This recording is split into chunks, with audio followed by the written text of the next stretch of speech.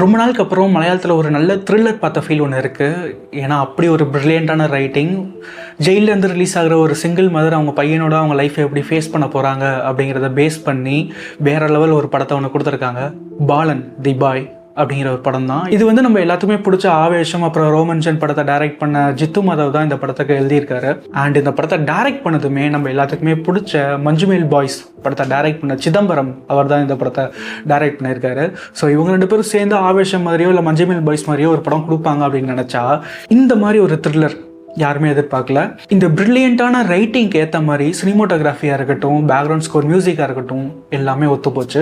அதுக்கேற்ற மாதிரியே படத்தில் நடித்தவங்களும் அந்த அம்மா கேரக்டராக இருக்கட்டும், அந்த பையன் கேரக்டராக இருக்கட்டும், சின்ன வயசில் இருந்த பையனும் சரி, அவன் வளர்ந்ததுக்கப்புறம் நடித்த ஒரு பையனும் சரி, 2 பேருமே அவங்களோட பெர்ஃபார்மன்ஸ் நல்லாவே பண்ணியிருக்காங்க. ஒரு பாட்டி ஒருத்தவங்க நடிச்சிருப்பாங்க, அந்த பாட்டியுமே சூப்பராக நடிச்சிருப்பாங்க.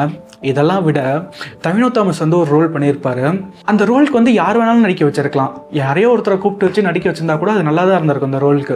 ஆனால் தவினோ தாமஸ் மாதிரி ஒரு பெரிய ஹீரோ இந்த மாதிரி ஒரு ரோல் எடுத்து நடிச்சிருக்காரு அப்படிங்கிறது எனக்கு உண்மையிலேயே ஆச்சரியமாக இருந்துச்சு.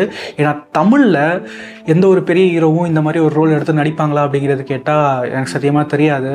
வர வர இன்னுமே எனக்கு மலையாள சினிமாவை பார்க்குறப்ப இன்னும் கொஞ்சம் பொறாமை அதிகமாகிட்டே தான் போகுது. நான் பெருசாக அந்த படத்தோட கதையை பற்றிலாம் சொல்ல விரும்பல. கண்டிப்பாக படத்தை பாருங்கள், உண்மையாகவே உங்களுக்கு பிடிக்கும். வரட்டா?